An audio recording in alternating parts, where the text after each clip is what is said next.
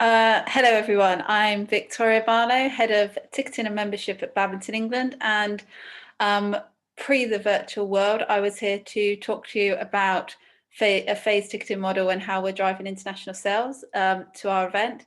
But I thought actually it was a great opportunity now to give you a bit of an overview of what the event is, what we did on the event this year, so how we delivered the event in March 2020, and then what we're looking to do going forwards and ensuring we can run it in 2021.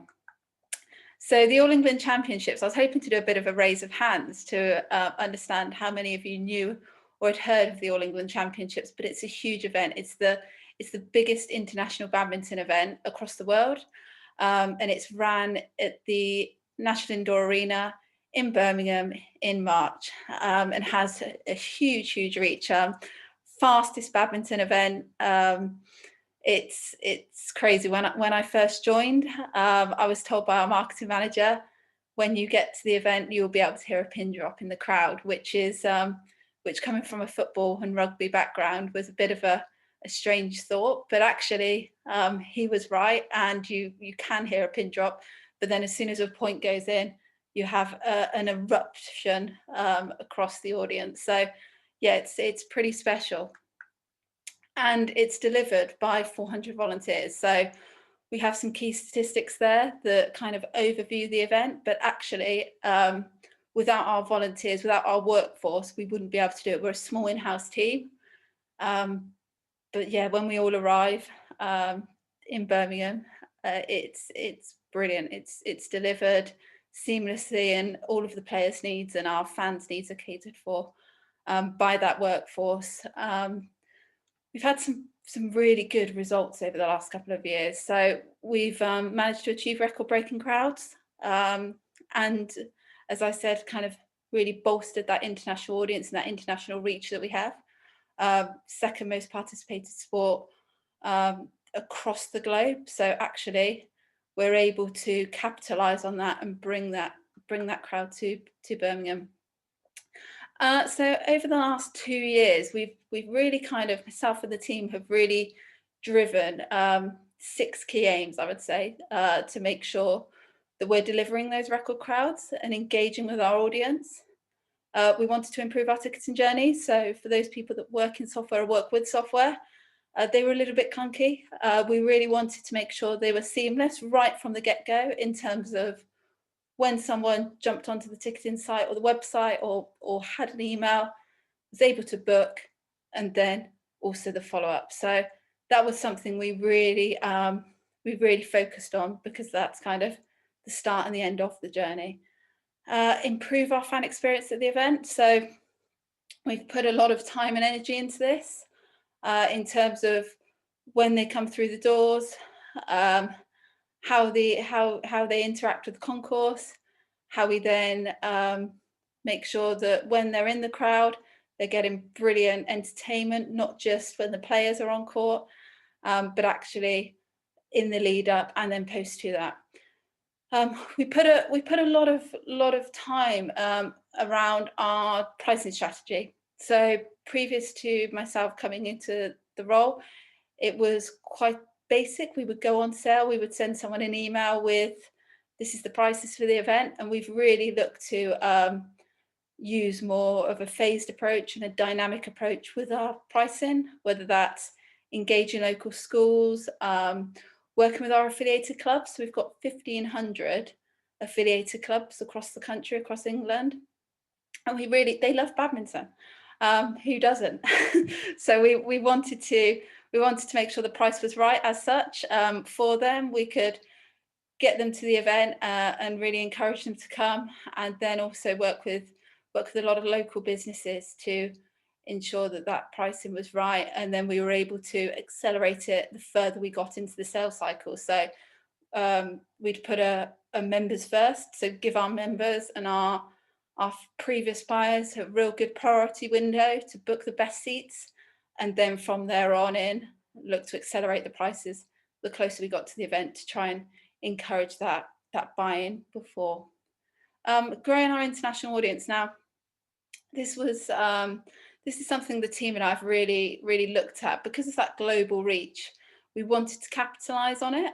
We saw that there was a huge opportunity of getting people from across the globe to the event. We have a huge audience that come across from Asia, but also the Scandinavian countries. Denmark, they bring in excess of 200-300 people to the event and stay for the whole week. They buy a season ticket, which is great. And they're passionate fans, and they really give us a great atmosphere when we're there. So we've grown it from 16% of our audience to 21 over the last couple of years, and we've also done that by engaging partners. So Badminton Europe and the federations within those countries to really kind of put the event front and center in the calendar. We've spent a lot of time on our social channels, so they're brilliant. They have a great following, but actually we've put a lot of time and energy into our content. We've realized that actually it's not just about the people that are in the arena at the time, but actually how we're engaging with those that maybe can't come to the arena, hoping to inspire them and then get them to Birmingham eventually. So yeah, put a lot of sort of behind the scenes fun, gifts, all sorts, just to really try and reach more fans and get them understanding what that event's really about, putting that as the pinnacle of the year. And through doing all of that, we've increased our volumes and revenues. So we've had 26% increase over the last 2 years. And for me, it was really important, not just to do that by increasing the price.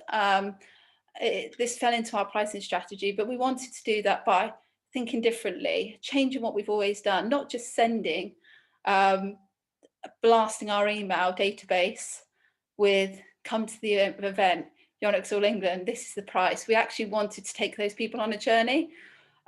We did a big Legends campaign, so witness the legends, and you only become a legend if you win the All England, and it's the event that all our players want to win. So we really looked at widening our knowledge of or trying to educate our database around the event and build up those personalized journeys. So sending to the people at the right time and the right content, and we've had a great return on that. So March 2020, I think it's going to live in my memory for a long time, having worked in ticketing and events for the last 10 or so years. But yeah, it's a strange time, and it's something that we often reflect on. But we were going all guns blazes. We were doing really well. So we set ourselves an internal stretch target of achieving a 47% growth.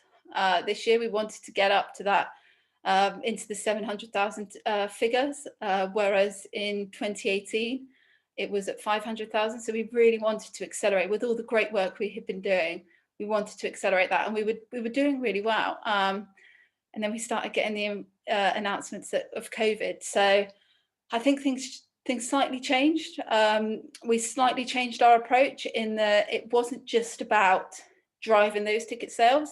It now had to change to making the event really, really safe for those fans that had committed to come. So they had purchased a ticket, or they had, said they wanted to join us at the arena.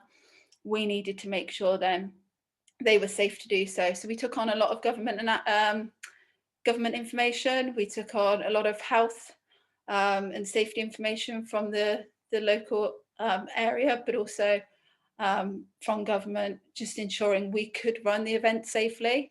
And it was touch and go. I was on the phone to our commercial director, I think, on the Monday before, Tuesday before we were due to open the doors, making sure that this is a safe environment, working with the ticket factory team in, can we do seat moves? Can we make sure that when those fans walk through the door, they've got what they need?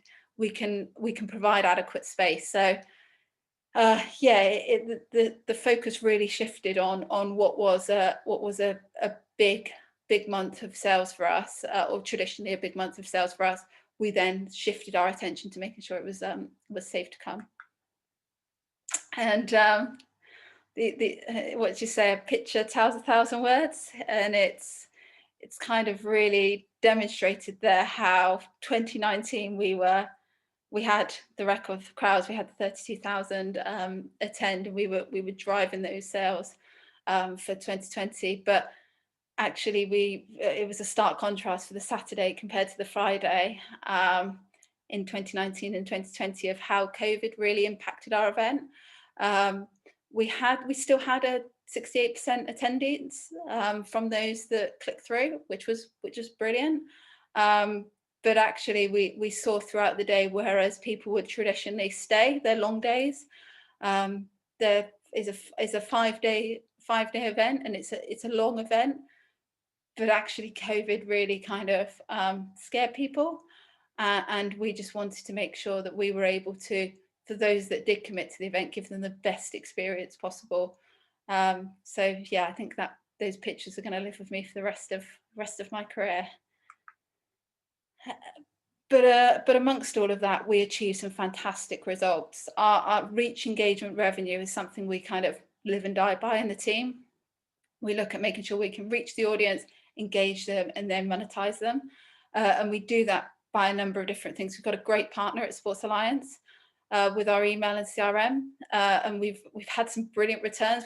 As I kind of said previously, we didn't want to do just big, massive database sends, or we wanted to do them, but with the right content, and then get the right returns on them and minimize wastage. So we've looked to use best practices. We've tried new things. We've thought differently, which has been brilliant. We introduced Never Mind the Shuttlecocks. So this was a show, a match of the day type show at the end of each day, long into the night. Our commercial director and marketing manager worked on it and presented it. It had a huge reach for those that then couldn't commit to the event, or those that we're trying to engage with to then come to the event another time. So for the next time, we put on this show to really give an insight behind closed doors. Did some really fun things with cricket team, Warwickshire cricket team, and lots of different things with the players. So it was fabulous. It was really, really good, and it got some great viewership. So that's just kind of something new, something fresh that we're looking to do.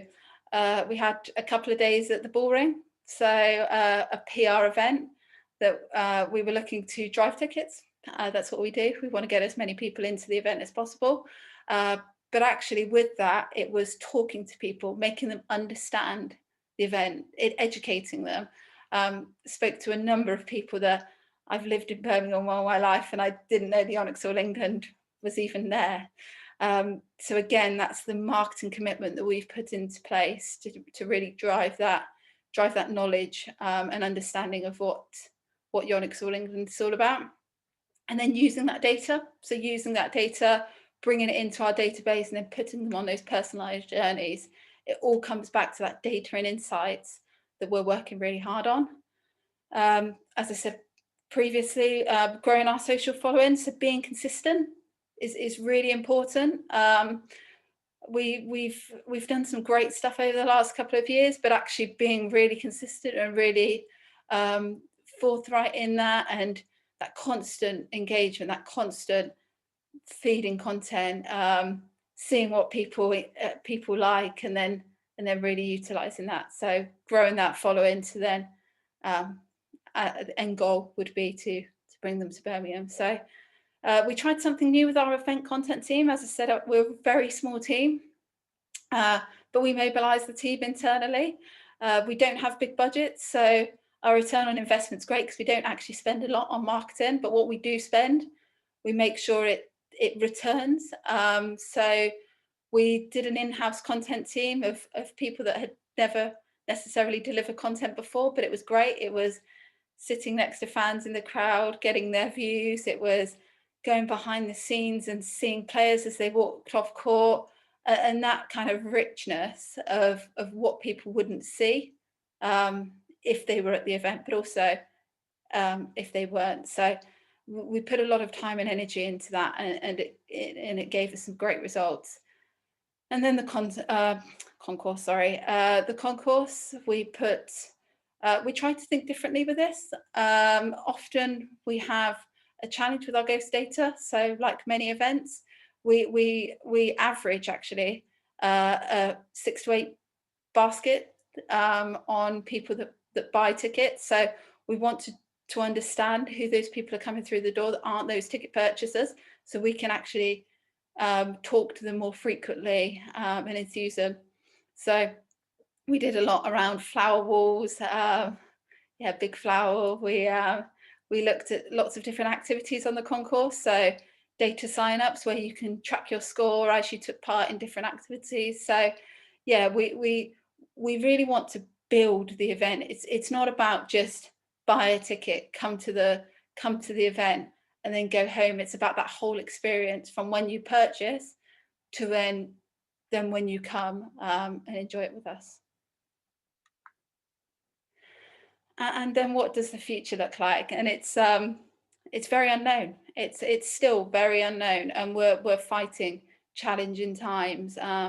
But first and foremost, the safety of our fans and the safety of our staff and everyone across the country is of paramount importance. So we're constantly scenario planning.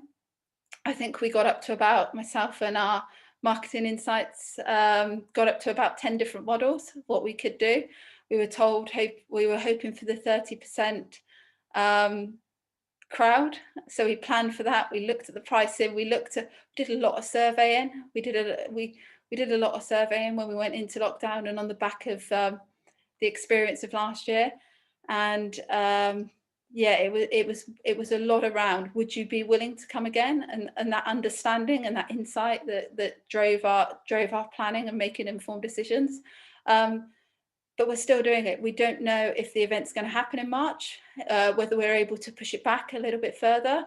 The calendar's very busy, but actually we've only had one major event in the badminton calendar this year in Denmark. So I think what we're doing is looking at what's safe, what's available, and what our fans would like to come to, and what kind of events. So we're having to be very agile and very, very diverse in terms of what we can do. Not doing what we've always done. I think our events director is really pushing the boundaries in terms of using different ways that we can deliver. So at the moment we plan to go ahead, but when that is, we're still debating when would be the safest time and when our fans, what kind of product our fans would want to see. Putting a lot of time and energy into how we continually engage our fans.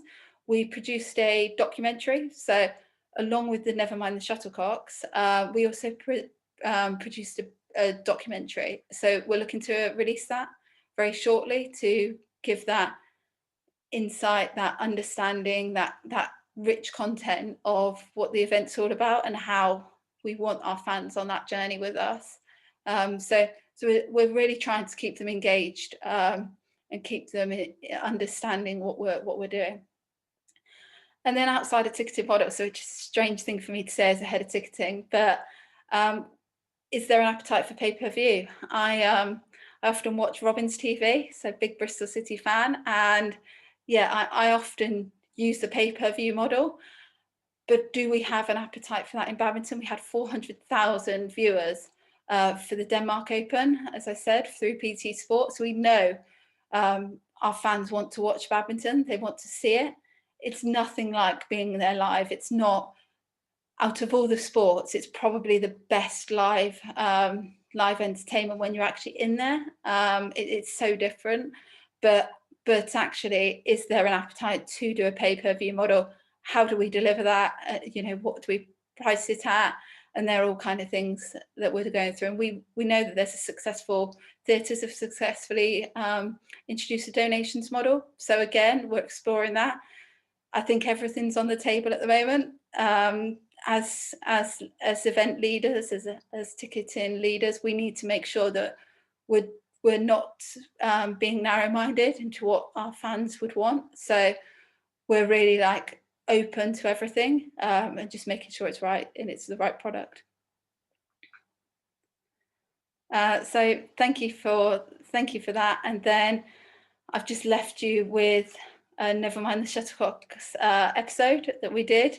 So as well as working through our data, we're looking at partnerships. We're looking at how we can bolster not just the entertainment that our fans can get and the content our fans can get, but actually how we explore. So we didn't realise that Dan James was such a big badminton fan, so we did a lot of work with him in the lead up to the event. And yeah, I think be diverse, be agile, be dynamic, and looking at this whole new world.